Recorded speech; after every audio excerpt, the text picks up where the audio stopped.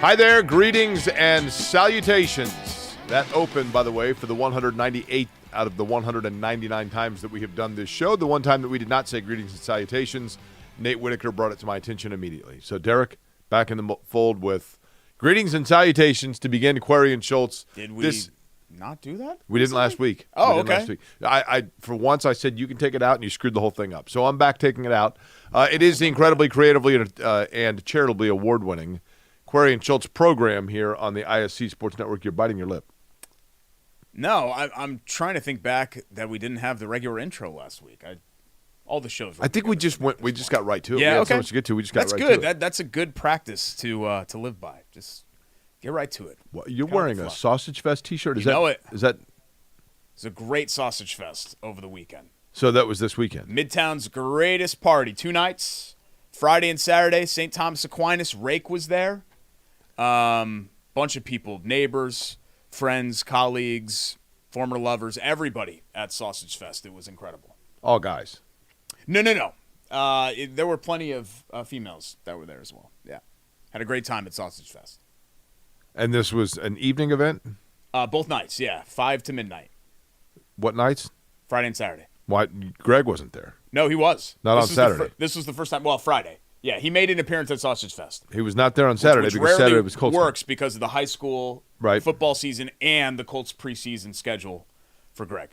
It is a decent-looking shirt. It's like a take on the Olympics.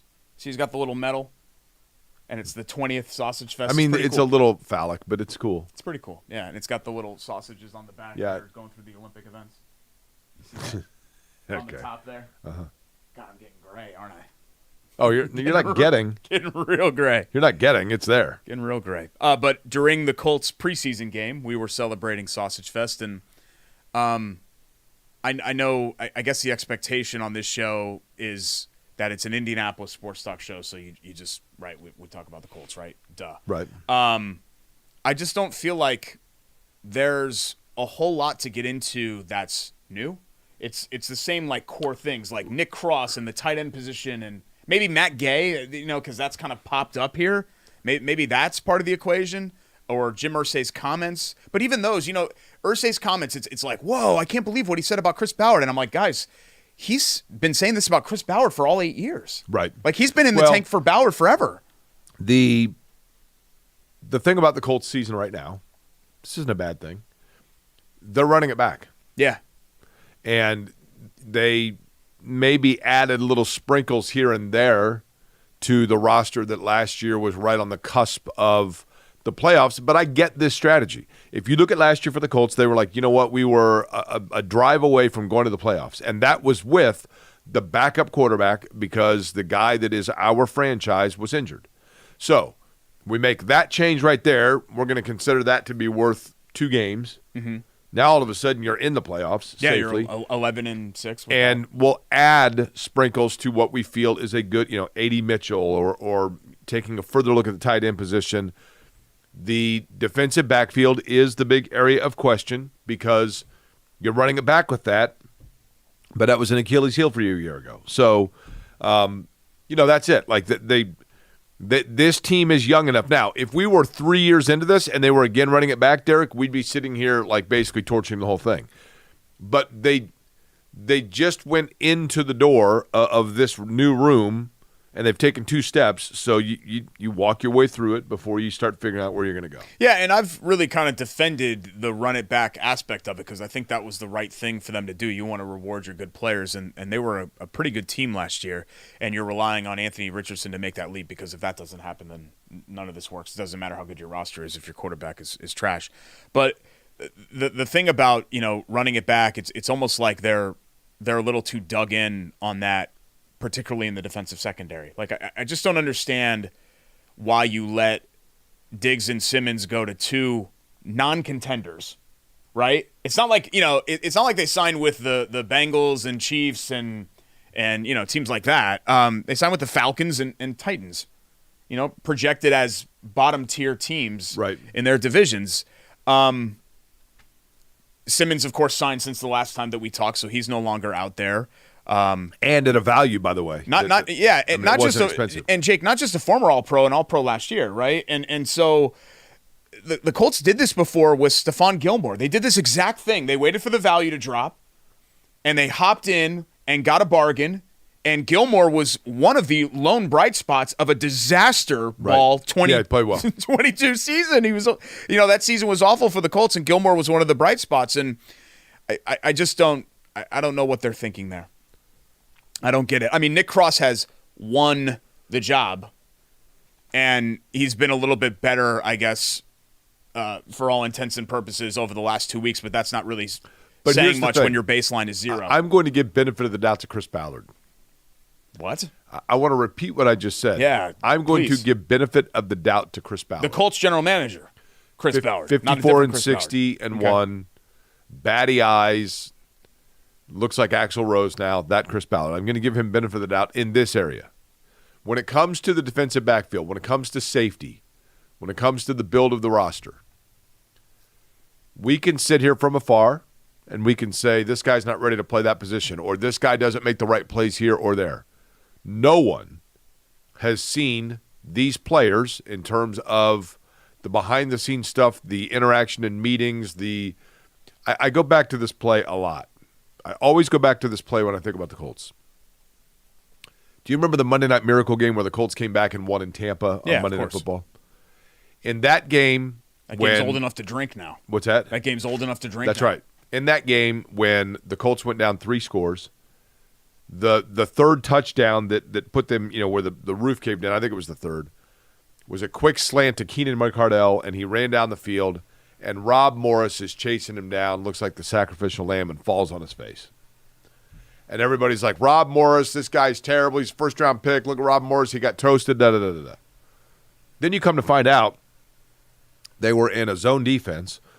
That wasn't even Rob Morris's area, but he was the one guy that had enough instinct and speed to try to salvage the play by going completely out of his designated area because everybody else had been pancaked. And you say, you know what I'm seeing on film does not translate to the realities of what happened. I always go back to that play. And so when I look at this point in the year, and I say to myself, this guy can't play. This guy's out of position. This guy's way behind on this play. I have to remind myself, maybe Chris Ballard knows where the guy is actually supposed to be more than I do. And so in that capacity, I will give benefit of the doubt. Unless we are 3 or 4 weeks in and the Colts have lost 2 games because they're getting torched in the defensive backfield, and then I'll say, you know what? I mean, look, if you're asking me, does Chris Ballard know more about football than the two of us, then yeah, of course. He does it for a living. We're just Correct. 2 yahoos that do it once a week for 1 hour. Ballard's probably put in 60, 70 hours and all of that. But that doesn't mean that his approach is above reproach, right? Right. And I just think, look, if I'm taking a car trip and I'm going to Atlanta. Atlanta's 8 hours probably from here.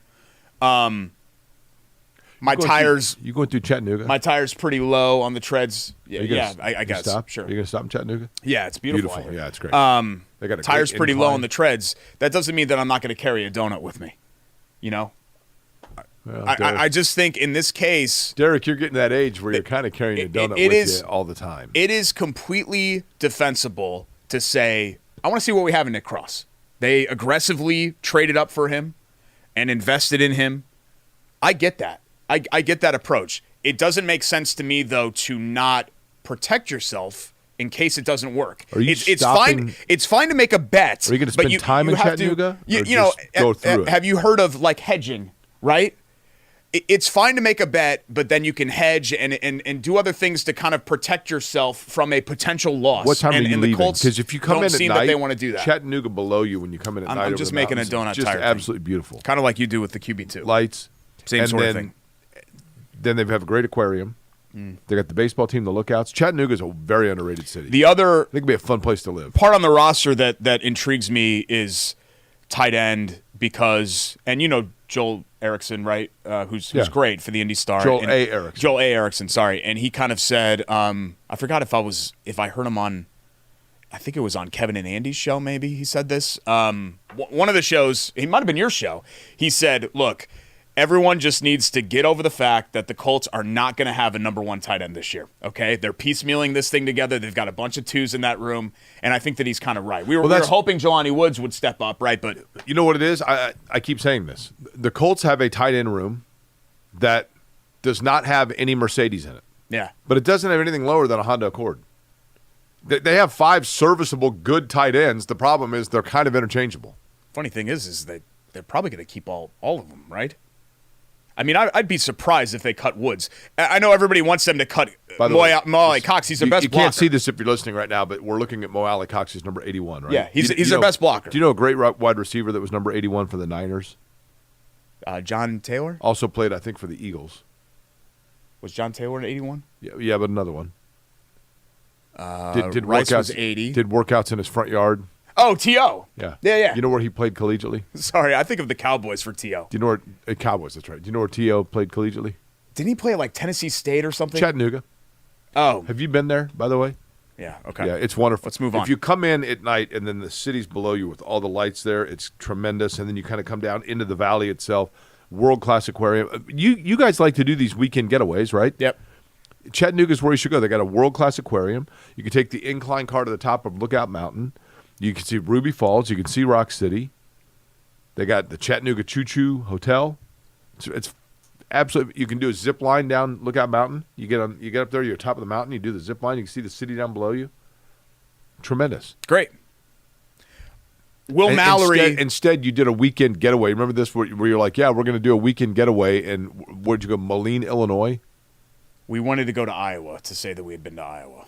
It was the worst trip we've ever taken. Was it really? We wanted to. Yeah. Where did you go? It's just stupid. It's we went to the Quad Cities basically. We stayed in Davenport. We did go to the Field of Dreams. So there's just nothing to see out there. I'm not trying to be a jerk, but there's nothing to see and the food's not any good. So the two things that we like to do on these trips is see stuff and eat. And we couldn't really do either of those things. If you eat enough, that's where you get the donut that's with you all the time. Yeah, I've noticed that. Mm-hmm. So tight end wise. Do you read into the fact that Mallory has played for Steichen and was drafted by this administration, whereas Woods was not? Does that matter? No, I think with Woods, the thing that matters, quite frankly, is I don't know that Jelani Woods last year missed a lot of time. And I'm not saying this factually, but I'm telling you that the scuttlebutt. Is it scuttlebutt or scuttlebug? Scuttlebutt. Scuttlebutt. Yeah.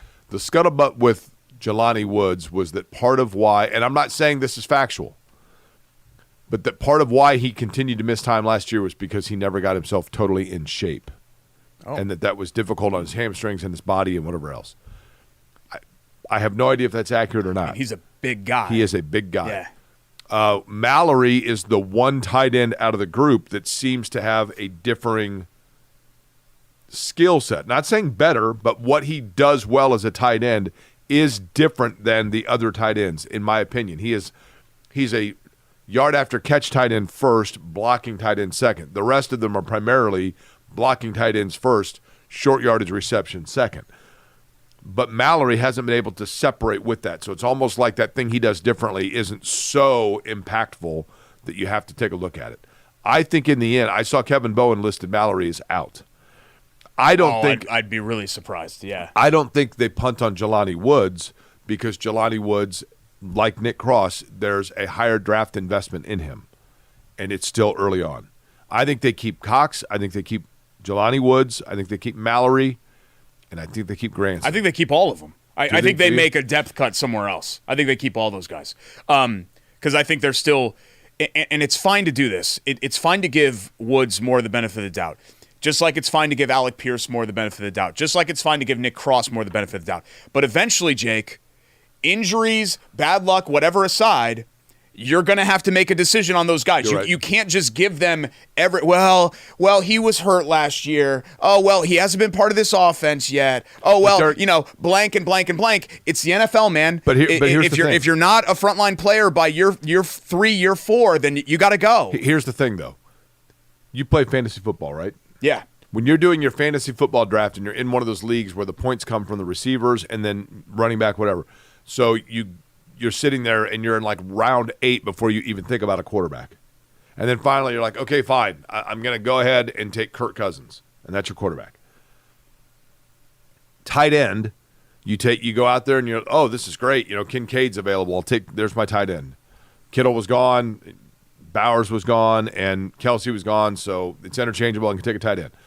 You don't even take a second tight end because you think to yourself, well, at this point, whenever let's see, my tight end bye week is week 11. Okay, at that point, I'll just pick up another tight end and drop whatever running back. Yeah, that's usually how I handle it. And so I think in the NFL, there is some you have to go back to. Is it worth keeping 5 or 6 tight ends if you look at it and say, we're realistically only going to rotate through 3 of them?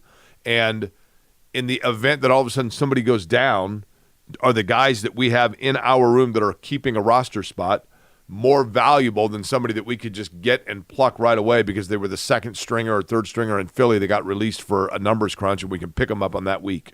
And we need them for a 2-week period. Yeah, because I think the Colts have a bunch of second stringers that are going to be probably better than other teams' second stringers. And it's a position that does get banged up a lot, so then you have them in reserve. But I think the hope is, Jake, by keeping all of them, that somebody still eventually emerges. And you still hope that that's Woods. But I'm starting just to kind of doubt it does kind of feel like just pick one and see if it blossoms once he's in the rotation. We can keep talking about the potential of somebody, God, Paris Campbell. Sometimes there's just nothing there. You seem irritable today. No, I'm not irritable. I'm just saying that I think this is a larger conversation. Irritable? This is a larger conversation just about where the Colts are in general. I am not going to wait around forever for them to be good. I'm not. And we keep going through this over and over again where, they're building. Just give them a little bit more time. They're giving it a little bit more time. Chris Ballard doesn't get just universal leeway and chances to get this right. Just like these individual players don't get forever to show us something. And that's all. That's not a frustration. I mean, I guess it is a little bit of a frustration thing because the Colts have just been hovering in the middle for a while. I am willing to be patient, and I think Colts fans have been very patient throughout this process. But, we talk about these players and we talk about this team and we insert all of these caveats and all of these excuses. And even though a majority of them are legitimate, you can't just keep attaching caveats and excuses in a bottom line type business where there need to be results at some point. I mean, the process has to yield a result. That's my favorite thing that I keep saying. The process can be great and it can be defensible, but if you don't yield the result, then you got to go. But how long do you give it? Yeah, exactly. I'm just saying it's not indefinite. And I'll go to bat for Ballard a little bit. The record, I don't think, tells the whole story. There are some things that you can give Ballard a pass for. Here's the thing. Right? 2017 was kind of a disaster season and Luck was hurt. Are we killing him for that? I'm relatively convinced of this. Chris Ballard could be the general manager of the Colts until the year 2052. Okay? That's another, 28 years from now? Yeah. He'll be 78 years old at that point. So I'm like, I don't know. And let's say at that point the Colts have gone to 2 playoff appearances. And he passes away. And so he passes away and they put him on Crown Hill. And, I ain't going to be around then. But sure. You'll be in Crown Hill, though. I will. Yeah. On his headstone, it will say Chris Ballard. And then underneath it will say Andrew Luck retired on him. Yeah, people like at what point does that's we have to at some point extinguish that excuse, right? And that's not to turn. I mean that excuse it's been 5 years. It's officially extinguished now. And this is not to present this show. Oh, I was listening to Corey and Schultz this week, and man, they were just killing Ballard. You just gave him the benefit of the doubt. Right. The whole segment. I mean, you and I think have been fair when it comes to Ballard and just the Colts in general. But this talk about he's a blue chip GM. Eventually there's got to be a result that backs that up. You can have a blue chip process, but I go back to Kevin Pritchard in Portland. Kevin Pritchard in Portland, you look at the moves, he made a lot of great ones. He made a lot of great trades. He made a lot of great draft picks. He had terrible, horrible luck. Right. And you know what happened? They fired him. Because that's what you have to do. If Greg Oden and Brandon Roy don't get hurt, right? That's what you have to do at some point. It's not that Pritchard was a bad GM or did a bad job in Portland. It's just that if the result doesn't come, you have to move on. Where would you, if you could be an NBA GM, what would be the least desirable place to do it? I just think that there is zero patience in New York. The second that the Knicks show any signs of life, the fans want you to spend $10 billion in free agency and sign a bunch of bad contracts and make a bunch of bad trades. I just think being the GM of the Knicks would be an awful job. What about Atlanta? Do they have any fan base? Because nobody cares. It's just not a city that it's a very transient city. I think of the major pro sports towns, the only major pro sports town to me that is definitively a college town is Atlanta. That's fair. Is that what, am I no, wrong? No, you're there? right about that. I mean, I think Atlanta is a college sports town. The biggest football event of the year in Atlanta is the SEC championship game, right? Correct. Yeah. Or the Chick-fil-A kickoff. Yeah, sure. Yeah.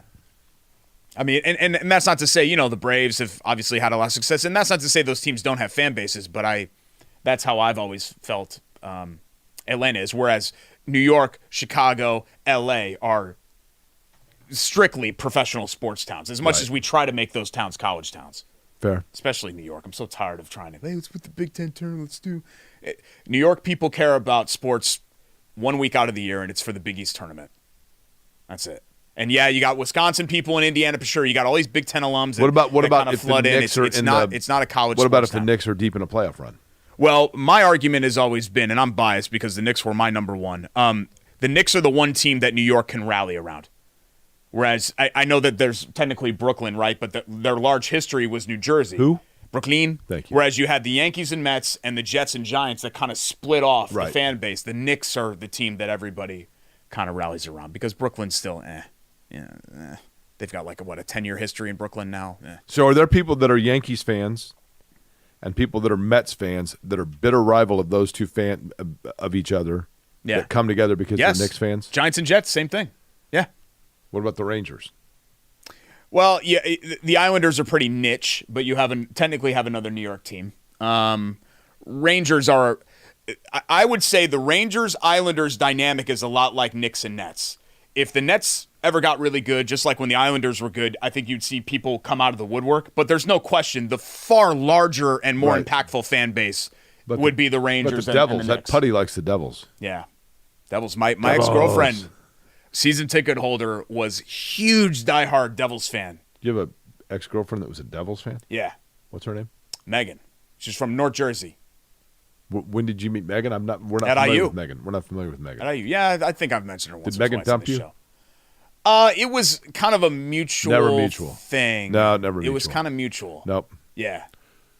Who started the conversation? I don't remember. That means Megan did. And Yeah. what was the source of her discontent? It was kind of one of those things where we came back for senior year of college and we had dated throughout junior year and for a chunk of sophomore year, and it was kind of like, are we still doing this? Because that summer there were some outside influences for both of us, and some decisions that were made during that summer, and then we reunited because she went back home. She had an internship in the city with somebody. What's Megan's last name? And I stayed in Bloomington. I'm not telling you. Are you Facebook friends with her? No. Well, I'm not on Facebook anymore. Oh, that's right. Yeah, I'm not telling you. Megan, I'm North Jersey. You're not gonna find any. There are tons of North Jersey people. Not named Megan. Yeah. Megan, North Jersey, Indiana University. Yeah. Okay, you're not gonna find should work out. Yeah. Not going to find it. But season ticket holder to the Devils. That's all that I wanted to say. We can move on. Okay. We can move on to the next thing. It's time for our Hoagies and Hops. Hoagie and Hero of the Week. Oh, wait a minute. I think I've got people here. No, you don't have anybody. Brought to you by our friends at Hoagies and Hops, 42nd and Boulevard, southwestern edge of Midtown. They've got their... For some reason, when I put in Megan, New contest. Jersey, Indiana University, it comes up with Kane Williamson, New Zealand cricketer. Yeah, no, that's not who I dated. Sorry. This is what pops up. Yeah, there's Megan right there. No, that's Megan. Not that there's anything. No, not that there's anything wrong with that. Wait, hold on. We got to get Vince on. There we go. There's Megan. Yeah, that's what comes up. Not that there would be anything wrong with that, but that was not me. Well, you guys both have beards. Yep. Okay. Hoagie eating contest September 7th. This is the Tiffany Hoagie Lehman's birthday. that will not be eaten during that contest. Tiffany Bettner, sorry. But it's a very good one. Dutch country. So it's like a smoked salam, little Munster cheese, underrated sandwich cheese, little L, little T, 9-grain beer mustard. Speaking of beer mustard. No frills. Really good. I like the beer in the mustard, but I like the beer better in the can here from Chili Water, right? The loose juicy, double back. dry hopped, juicy pale ale. It's back, folks. Not on tap yet, but it's back in the fridge, in the cans, the loose juicy, back by popular demand. A delicious IPA, double IPA. Here's what's great. When you want the taste of the hop, but you don't want the thickness of a hop. Yeah. Perfect, right? It's so good. It actually goes good with this Sando. No, it's a very good this drink right here from Chili Water, okay? Chili Water Brewing. The loose, juicy, double dry hopped, juicy pale ale, 5.8%. The hops, every once in a while I get a crave, like Shannon, we're out and she's like, you drink the IPAs with the crave and the hop. And I said, yeah, but a lot of times it's a winter time. This is more of like almost a summertime because it's a little bit smoother, right? But you still get the kind of pine scent in it. They have so many summer beers at Chili Water. It's crazy. Summer beers, he said. Like, so many of Can those you finish beers, what you're eating and then get with us? so many of those beers can be drank in the summer. Of course. No. Well, that's the whole idea, Derek.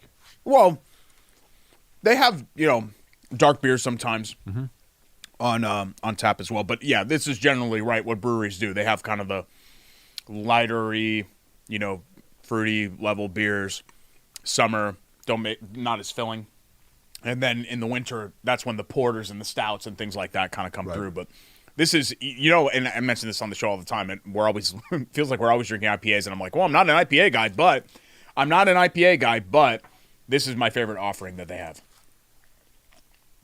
That Dire Wolf was good last week, too. Very good. Really good. Hero of the week, actually, it's two. I have one, too. Okay. You go first. Kenny Moore and Zaire Franklin.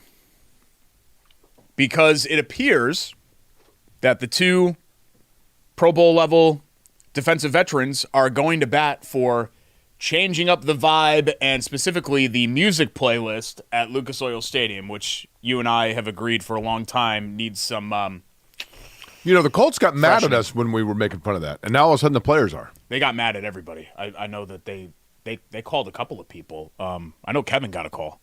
Yeah. Because Kevin made fun of it on the air, right? And you got called. Yes. Right? Yes. Was that last year? Or was that 2 years 2 ago? years ago, I think. Look, not my job, right? I'm not the person that does it. I think there are core elements of the game day experience. If you want to have a tradition like the Jack and Diane, I think it's a little kitschy, but fine, right? You're trying. If you want to do Simba Cam, everybody likes Simba Cam, right?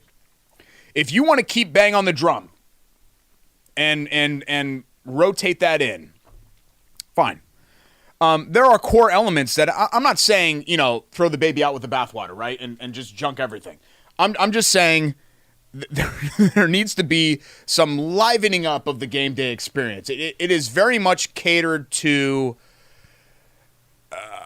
55-year-old guy in cargo shorts and a Dallas Clark jersey tucked in. Right. Which is fine. That's your core audience, right? But I think there need to be some other elements that are... It's just, look, you and I, we're lucky enough, and Rake Straw and people that are involved in sports media, you go and see all kinds of stadiums and all kinds of experiences, not just here in Indiana. And so you can judge this accordingly.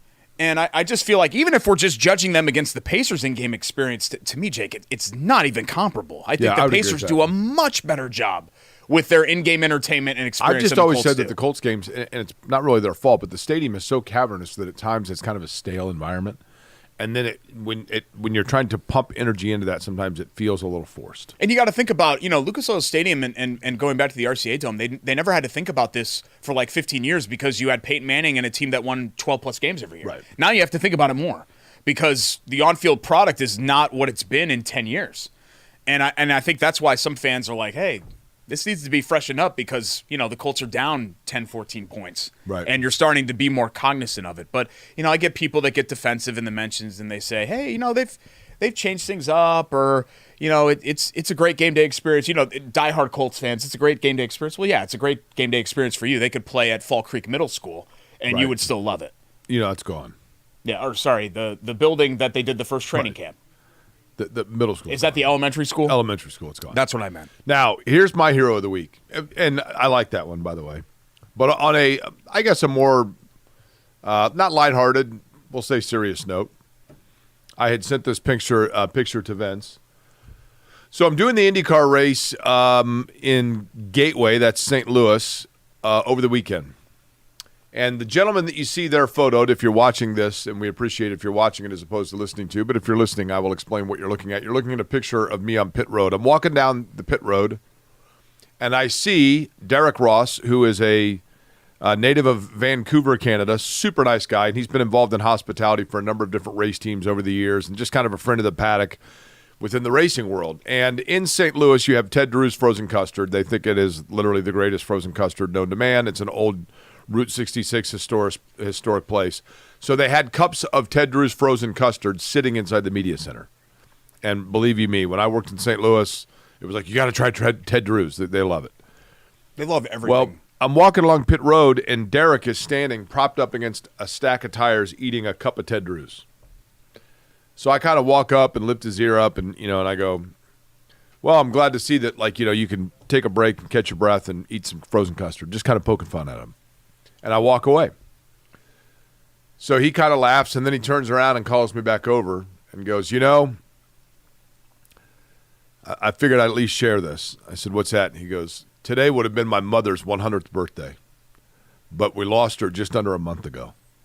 And he said, and I have to work the race, and I've got to work race weekend, and it's just bothered me all day that I wasn't able to have cake for my mom, but in the media center they had the frozen custard, so I just figured, you know what?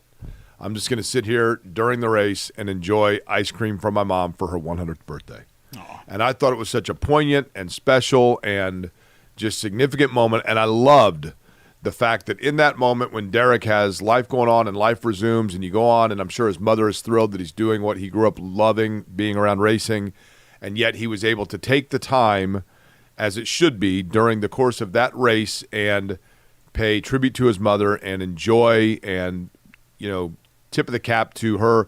I believe, and he told me, I don't want to get this wrong, I believe he told me her name was Sandy. My apologies if I got the first name wrong. But Derek Ross's mother of Vancouver, Canada, her 100th birthday this past Sunday, and she passed away at the age of 99 and 11 months. So Derek, for understanding the priorities of life and paying the right, proper homage, he is my hero of the week. Oh, that's a great story. Great dude. Great and dude. It would be wonderful to live and have that full of a life. For sure. And I know you're thinking the same thing that I am. 99 years and 11 months. You were so close. I know. To getting there. And I'm sure he was thinking the same thing, right? It is kind of sad, but man, to have a parent for 100 years. Yeah. I mean, I love my dad dearly, and I try not to even think about this because it's morbid and all of that. But if I could get my dad for 10 more years, I'd sign up for that right now. Right. If my dad could get to your dad's age, right. I'd sign up for that right now. So 100 years is incredible. So kudos to all of them. Yeah. Blessings to all of them. Absolutely. See, that's nice. Hoagie and Hero of the Week, sometimes we can do something nice, not something that's mean-spirited like taking the Colts to task for not playing the music that we like. Also well-deserved. We come back on the show. The Fever back at it post-Olympic break, and they look good. Yep. Also, the Pacers schedule released. We'll have some thoughts on that as well. So some basketball when we return. It's Corey and Schultz, presented by Bailey & Wood Financial Group here on the ISC Sports Network.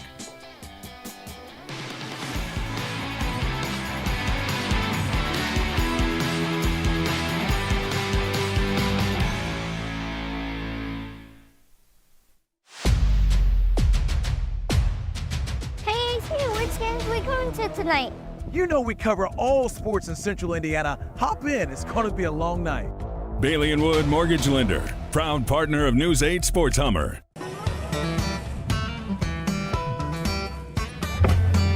Hey, AC! Nice snap. Mortgage is a snap! Duh! Bailey & Wood, a lending hand for Wish TV Sports. Welcome back. Bailey & Wood presents Query and Schultz here on the ISC Sports Network alongside Jake Query. I'm Derek Schultz. I have no experience getting old. This is the first time that I've gotten old in my life, and I was leaning on Jake during that commercial break, who is already old and well past his prime. I'm starting to get joint pain in my left knee, and it's weird for me because obviously I'm in fabulous shape. But it's just part of Father Time, right? And I was asking Jake for some tips, and of course he's got a whole laundry list because he aches and hurts and he's old. So thank you for helping me out with that. I am 10 years older than you? Stretching the leg out right now. Am I 10 years older than you? Almost on the dot, yeah. If you look realistically, 10 years and like 2 months. If you look realistically at the two of us, and I think both of us are in pretty good shape, but if you look at the two of us and you grade on the curve of the fact that I am essentially 25% older than you. Yeah, you're always grading on a curve when we're comparing the two of us. I look pretty good. Yeah, you do look good. Yeah, you look younger than you are, but you're old compared to me. Like, I don't know if you know this or not, but I do okay. But, well, past tense. Yeah, I mean, you're still doing okay with one partner. Correct. You've done okay in the past. I don't know how much you want to delve into that. I did okay too. I have on my greatest hits compilation is steady. Like there are 6 or 7 on there on the greatest hits album that you'd be like, you know what, this rocks. This is a really good song. Okay.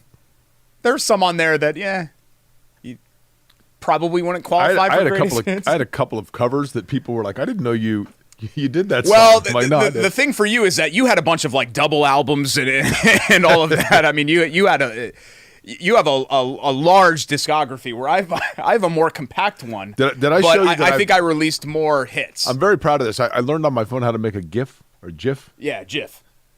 I'm proud of this one. Yeah, Shannon's very attractive. Yeah, I made a GIF GIF. Shannon's great. Is this good? And didn't you look how good is that? Yeah, that's a good GIF GIF, isn't it? You said that I'm always now Greg and the other guys. That's the cry on no, there. that's right. No, it does fill a CD. What I'm saying is that of that CD, I think universally 6 or 7 of those songs people would jam to. Some of the other ones you might jam to. Some of the other ones you'd be like, Whereas I think I'm good there. No, I know for a fact that you don't have all hits. Excuse me? You've got a lot of hits. But I know that you don't have all hits. No. I've got the Zeppelin box set. Yeah. Okay. I know that you don't have all hits. Okay. Pacers ended up with 14 primetime games. Pretty good, right? When you make a conference finals and you go to the in-season tournament championship, how much things can change. They had Uno scheduled for last year, so 14 times as many primetime games, 9 on ESPN and TNT. 2 of those primetime games are against the Knicks, including the opener for both teams on the 25th. So that'll be fun. I desperately want Knicks and Pacers to be a thing again because I think it really rallies the Pacers fan base. And, overall, I think you have to go back to following the 13 season into 13-14 where Paul George was ascending. Right. That's the last time I felt this good about the Pacers going into a season. That's the last time I was this eagerly anticipating. Here's what's interesting. Season. Their home opener is a Sunday matinee game. Yeah. Like, which I odd, like right? during the season. I don't like that as a home opener. So really their first big home opener is that Wednesday because they host Boston. Yeah. Which would be a fun game. Then after that, you've got, starting on the road, you start at Detroit, so the season still doesn't begin yet, right? Mm. Then you go to New York and you play on the road in New York's home opener. And you go at Orlando, so they got a pretty manageable start to things, I think. They have... Well, New York and Orlando are both playoff teams. No, I know. Yeah. But I'm saying, you only, you're saying Detroit is doable. Detroit's, bad. Still going to be bad. They have a big road trip to begin December, but it's not, Memphis, Toronto, Brooklyn, and Chicago, so that's doable. I'm trying to find where their big, West Coast trip is. If I remember right, Halliburton getting injured last year coincided with a Western road trip. Am I right? See, they only have, I think their longest road trip of the year is 4 games, right? Vince, is that right? I feel like, didn't Halliburton get hurt in Sacramento? Correct. Not that's Sacramento, right. but no, that's right because Michael. No, he got hurt at home, but then I think they went on the road right after. And that. He played the last game of it. Remember? So they got hurt. He got hurt against Boston, and then they started kind of a road trip and started losing, if I remember right. So yeah, sometimes it's about timing based on injuries, and we have no idea if and when. Knock on wood, that doesn't happen, but if and when an injury is going to come. I always had Greg is the Colts person. Like, Greg, am I remembering this right? And then Vince is our Pacers person. Like, it's almost our stat boy. This is interesting, though, Derek. They kind of get a break here because typically, they would have – there were times where they would do like a 6-game West Coast trip. Yeah. And my guess is that this year – is the Big Ten tournament not here this year? I don't know. It used to be that they would have to open up stuff for that reason. Sure. They take the West Coast and they basically split it now into 2 trips. They have a 3-game road trip where they go at Phoenix, at Sacto, and at Golden State. Then later they have a 4-game one where they go the Portland, Utah, and the 2 LAs, and that's it. Yeah, but that tracks. I don't think they do like the 8-game Western roadies. They like did last year. do. Yeah, last year they did one where they went 8 straight. Not 8, but Okay. they went to They went to Utah, Sacramento, Portland, LA. I mean, they were at least 5 or 6. Yeah. Okay. So just to split it into basically 2 3-game sets is Yeah. Maybe that's beneficial too in there. I like their schedule. I think part of why Indiana last year was able to rise to the top of the East is admittedly because of attrition elsewhere throughout the conference. But there's no reason to believe that as they continue and this group continues to mature and they become more familiar with Siakam, even though I think that we clearly saw down the stretch that had kind of come together. But you add Benedict Mathurin to the mix, maybe Jarris Walker gets some reps. No reason to believe they are not at minimum a top 4 team in the East and one that, depending on where the chips fall again, can be right there. Yeah, I mean, I think they could be. I would extend that to top 5 just because I think that group behind Boston's jumbled up. I think Orlando's going to be better the Knicks and Cleveland and the Pacers and there are a couple in Philly. Philly that'll kind of be all jumbled up where they're like a game or 2 apiece. So the Pacers are maybe they're 5th in the East, but they're 2 games away from being 2nd in the East. I want to see them. I want to see them go back to the in-season tournament finals. Yeah, that'd be great. Fun. The Cup. It was fun. I don't like calling it that. I like calling it the Why? ISTE. The what? ISTE. In-season tournament. Nobody ISTE. says that. I kind of like that. That's dumb. The Fever don't have to worry about their schedule because they're beating all comers, at least to start from the Olympic break. They've come out on fire with a pair of wins over Phoenix and Seattle, 2 teams that are directly ahead of them in the WNBA playoff standings. Caitlin Clark in those 2 games, albeit small sample, but she looks well-rested, would you say? 26 points a game, 9.5 assists, 5 rebounds while shooting close to 50% from the field. Really, this is just following a trend. Caitlin Clark's season has kind of gone like this. Yeah, for right? sure. Fever still sit at 7th overall, but they're 3 full games clear of missing the playoffs, which I think is important. I think that's where we set the bar for this season, just make the playoffs. Problem is that 4 of the next 5 are on the road, and the home game is Connecticut, one of the best teams in the league. So this is a tough stretch. Chicago is included in that. This is a tough stretch coming up here, but Kelsey Mitchell, we're going to talk about Lexi Hull here in a little bit.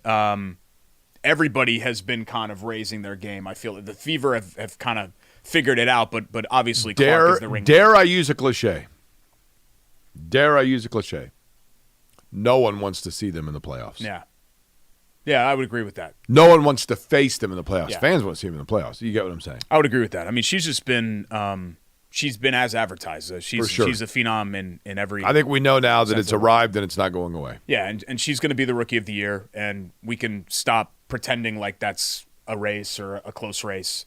And that's no offense to Angel Reese, who has had Derek, a terrific season. But I think the other close. players have figured that out. Yeah. The veteran players of the WNBA that at first were like, hey, look, it's not going to be that easy. I think now they're like, they're like, whoa. Yeah. This is incredible because, some of the other numbers, like, you're talking about 29 points and 10 assists, and we're comparing that to an 11 and 10 double-double where Reese shoots, 4 of 14 from the field and 3 of 8 from the free throw line, and we're pretending like those things are the same, and they're not. Did I tell you that I came up with a hypothetical question that's led to furious debates amongst a lot of people? And I want to run it past you and get your opinion on it. Love that play first because it's Fever related. And tell me if you agree. Okay, that's fine. But let's do Love That Play first. It's brought to you by our friends at Love Heating and Cooling. I think you'll agree with me. 2141 love-hvac.com. My AC didn't go on last night. I should have opened the windows last night. I didn't. And it was stuffy in my house this morning because I wasn't thinking of it. Right. But this is the weird time. We're starting to enter. This is false fall, right? We're going to get back into the 90s here real soon. But 5-6 weeks from now, we're entering that season where it's cold in the morning, hot during the day. And so whether it's your furnace or your AC, you need to make sure that both are running optimally, optimistically. No, not optimistically. That would be like, no. Optimal. Both are giving you an optimal performance. What is the Lee on optimal? Optimally. Optimally? That doesn't sound right. That sounds stupid. Optimally. Both of those units are running well. I'm sorry, that's Eric Barrett, who's another of the guys I grew up with, along with Chris and John Love.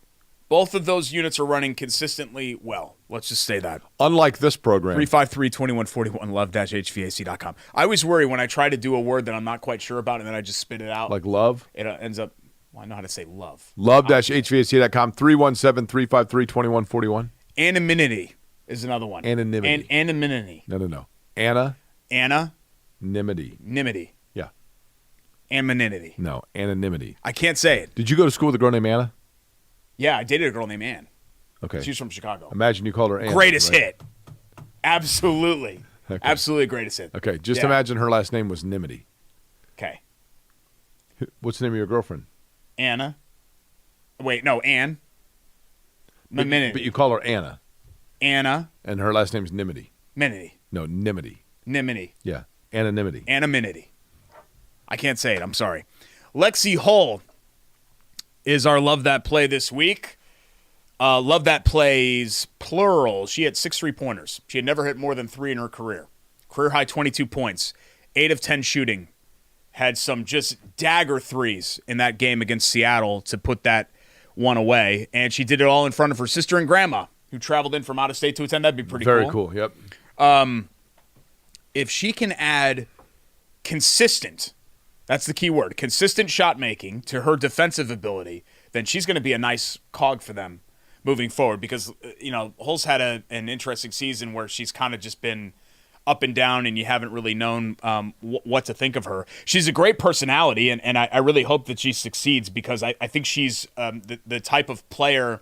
She's fun to watch, and she's fun on all their videos, like all their social media as well. I think she's the type of player that they could kind of, push out there to endear to fans. Right.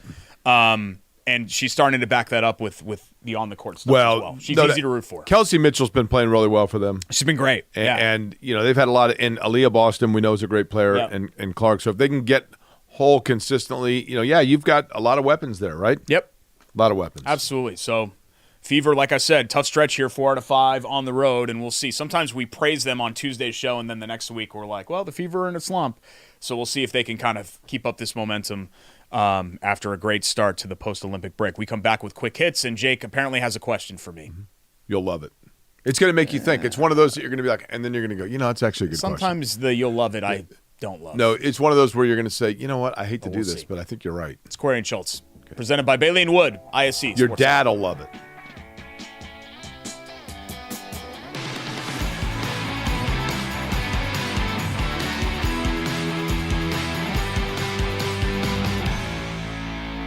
At Bailey and Wood. Welcome back. Bailey and Wood presents Query and Schultz. Sorry. Okay, fine.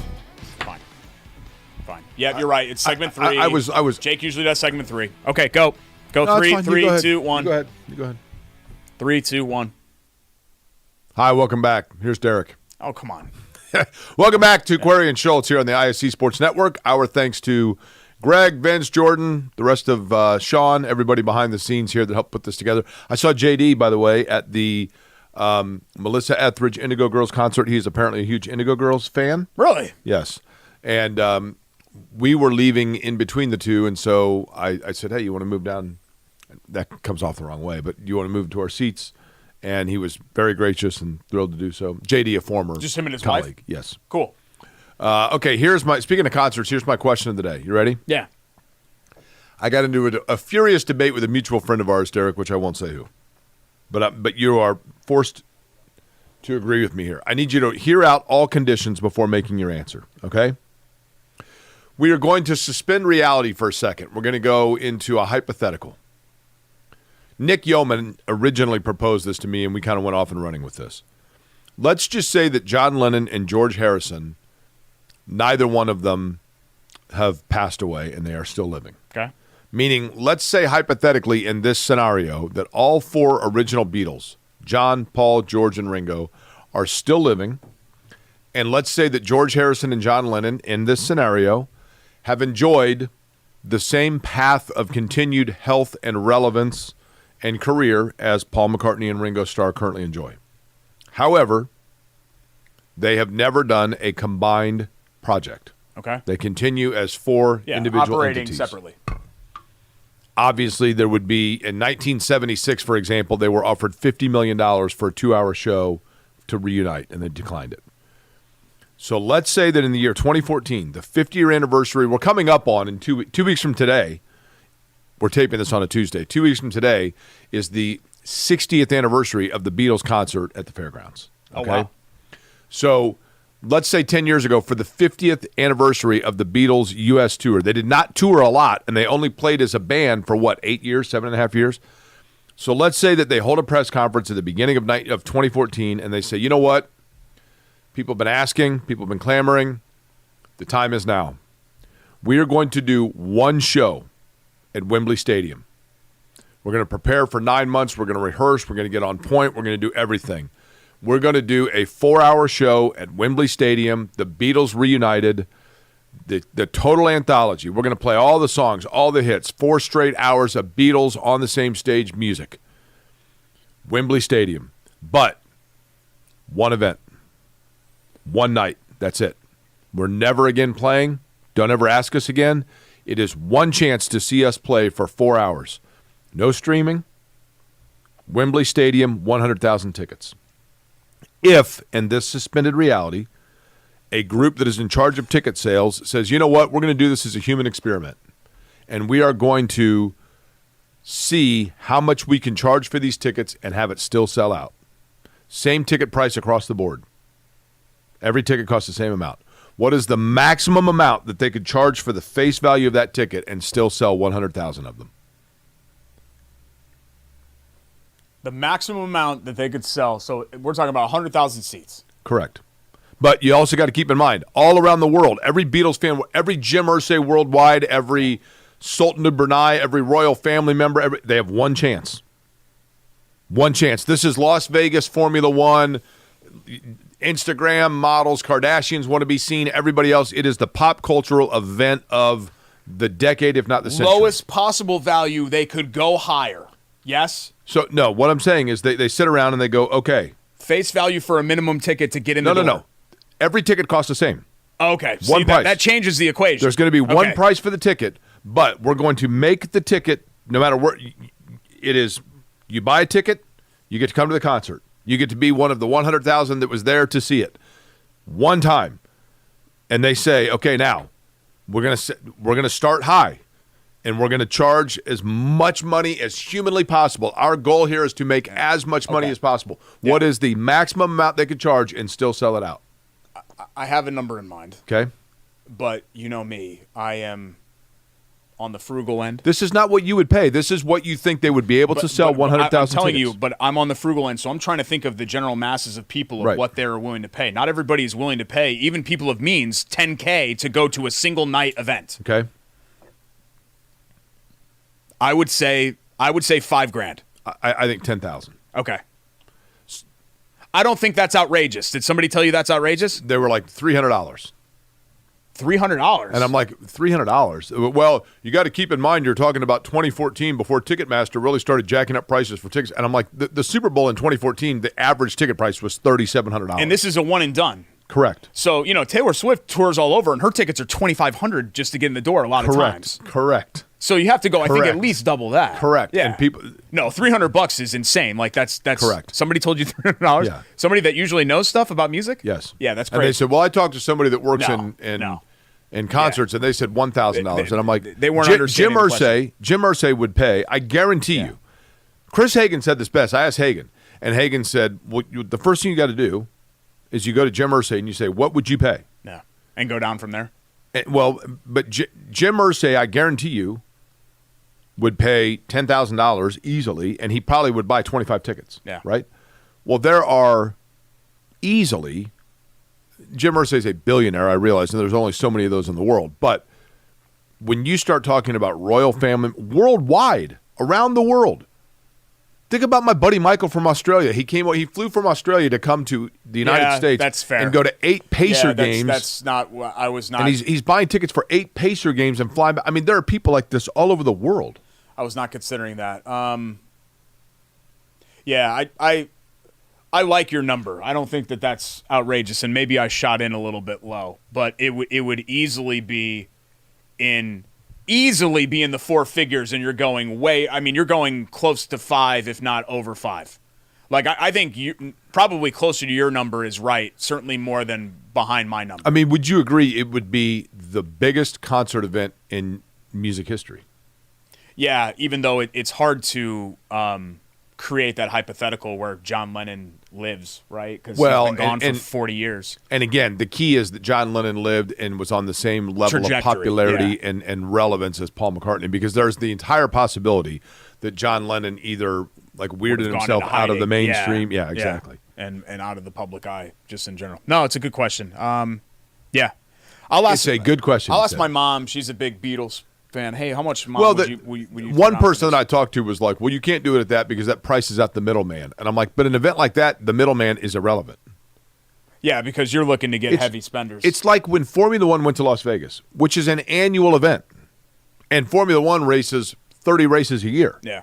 But when they went to Las Vegas, a guy that works at Delco and is a diehard racing fan, that ticket had nothing to do with him. No. It was about influencers and Instagram models that were going to pay $5,000 to have their picture taken next to Drake. No, you're right.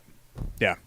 That's a good question. Interesting question. Thank you. We don't really have time for quick hits. I only have time for one quick hit. Okay. A Tampa doctor performing a colonoscopy is being sued. Mine's coming up end of September. Because he couldn't hear the screams of his patient who woke up while it was happening. A Tampa gastroenterologist was placed on probation following a Florida Department of Health investigation into claims he wasn't wearing his hearing aids and could not hear his patient screaming after he woke up during a procedure. According to the complaint, Dr. Ishwari Prasad was performing colonoscopies on actually 2 guys screaming, 2 different patients. He's doing 2 at the same time, left hand, right hand with the scopes. Just, all right, bud. Let's double up here. How good of friends are those 2 guys? Turn and burn. Turn and burn them. What are we doing here? We got a lot of colons to look at here today, folks. The report claims during one of the procedures, Prasad began inserting the colonoscopy scope before the patient was fully sedated. It goes on to say that the patient began screaming, but the doctor did not immediately stop the procedure, and he failed to realize that he wasn't fully sedated because he didn't have his hearing aids. How would you not turn around? Like, get up and turn around and be like, dude, what are you doing? Prasad is accused of allowing an unlicensed surgical technician to perform part of the procedure. So he had somebody that wasn't even licensed in there and that was doing it. So he's on one, some drifter off the street is on other. And they're knocking this out. This is like the quick lube of colonoscopies, apparently. 5-minute oil change here. The other guy is accused of, in one of the procedures, inserting the scope, manipulating the snare over the polyps, and removing the polyps while the person was awake. So you're roping those bad boys. Yeah. Okay. Prasad has denied the report, and he has yet to face any discipline, or he has not faced any previous discipline from the Florida Board of Medicine. So maybe this just was a bad day for this poor guy. And, well, there are lots of poor guys that are associated with this story. Here's the thing. I will say this. If you are going into that area of somebody, it probably is best that you not have your hearing aid in. I mean, I'll grant you that, but... Yeah. Okay. Disturbing. We come back. Far less disturbing stuff. Bite or bull bleep, and we'll wrap up the show next. It's Corey and Schultz, ISC Sports Network.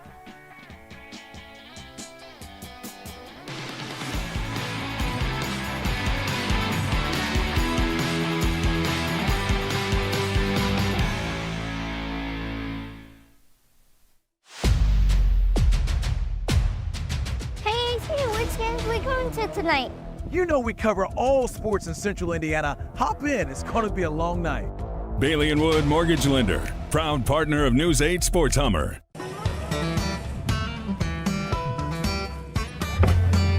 Hey, AC! Nice snap. Mortgage is a snap! Duh! Bailey & Wood, a lending hand for Wish TV Sports. Back for a final time, Bailey & Wood presents Corey and Schultz, ISC Sports Network. I keep teasing that I'm going to do basement photos. I'm waiting because we have I'm fine. Listen, I trust Chateau Kitchens. I know they do fabulous work. I'm fine without the basement shower folks. We have the hoagie eating contest coming up, and so we're doing our interview with It's Christina bad enough that when we were doing next week's show at the American Dairy Association Dairy Bar that Nate came up and wanted a picture. That was great. I saw Nate at Sausage Fest too, and we talked for a while. So I think we're going to do that into September after we get past episode 200 and a new season change. Time for Bite or Bold Bleep, brought to you by our friends at Chateau Kitchens, at Chateau Kitchens on Instagram and Facebook. It's a bicentennial celebration, right? It is. Next row. It is. It's beautiful. The basement, the kitchen, the guest bath that we have at our house, thanks to our friends at Chateau Kitchens, and you can scope out those pictures yourself and see the tremendous work that they do. I'm happy to vouch for them. If you want to email me about your project and say, hey, I've got this, what did you think about that? Derek@QuarionSchultz.com. No scope. We're not using that word. Yeah, I guess. Or polyp. Have to eliminate the consistent use of polyp on this show. Statement number 1, Bite or Bold Bleep. Sam Ehlinger is worth keeping around. I think he's actually improved. Don't you think? I mean, here's the thing. Goes back to the Tom Moore quote. Did you carry 3? Why don't you ever practice without Peyton Manning? Because if Peyton Manning goes down, we're effed, and we don't practice effed. If Sam Ehlinger's on the field by then, your year's over with. Yeah, but, I mean, if you're going to keep 3, I think he should be kept, and then you got to keep the Bean on your practice squad, right? But yeah, Sam Ehlinger has grown on me. He's a likable guy. He's never going to be a starter in the league. He's just not big enough. He doesn't have the arm talent. He doesn't have what it takes to be a starting level quarterback. But I'm now thinking that he's at least a backup level, whereas I didn't think that early on in his career. Right. I was like, what? Why is this guy in the league at all? Statement 2: IU will make a bowl game this year. Ooh. Buy it. Favorable schedule. Non-conference is Charlotte, Western Illinois, FIU, so you got to find 3 wins outside of that. What are we saying for the 3 wins? I mean, UCLA? That's 1. Keep going. Northwestern? That's 2. On the road. Maryland at home? 3. Maryland usually beats them. Okay. I'm not seeing any other ones. Purdue at home. There's 4 Purdue at home's a coin flip game, right? Yeah. I don't know. I think it's more likely that they go 2-2 in those games and they end up 5-7. Possible. Yeah. Then they. I think they go bowling. Went out. Okay. I'm going to say Bull Bleep. Kurt Cignetti's not messing around, man. But that schedule is exactly. He seems to have tempered the bravado a little bit. But make fun of the schedule all you want. That's exactly what IU needs to do. They need to schedule Charlotte and Western Illinois and FIU and take the 3 wins and then try to do it. No, you're right. Final one. Bo Nix will be a frontline NFL quarterback. By the Bull Bleep. No, I think he's going to be a good player. Yeah, frontline, I don't know about that, but I think he'll be a good, serviceable player. I'm not going to base it on the preseason. Yeah, no, I agree with that. But he'll be. He was kind of an afterthought in this quarterback class. Andy Dalton? Yeah, okay. A more athletic Andy Dalton? Yeah, okay. Yeah, oh, if you're asking me, is Bo Nix going to be Lamar Jackson, I'd say no. Yeah. But is he going to be Andy Dalton? Sure, I can buy that. Fine, buy it. Good for Bo Nix. He was a great college player. Yeah. All these guys are great college players for the most part. Thanks to our great sponsors, Bailey & Wood Financial Group. Let's start with Chateau Kitchens. Jim Harbaugh. That's Bo Nix. Meaning to do that because you already had that one up there. Chateau Kitchens, Bailey & Wood Financial Group. Our friends at Hoagies and Hops and Chili Water Brewing and the Tap Love Room Heating and Air at 42nd and Boulevard, and Love Heating and Cooling. Thanks to Vince and Rake and Charlie and everybody on the other side of the glass. For Jake, I'm Derek. Episode 200, baby. Bicentennial, baby. Next week, 200. And then my birthday.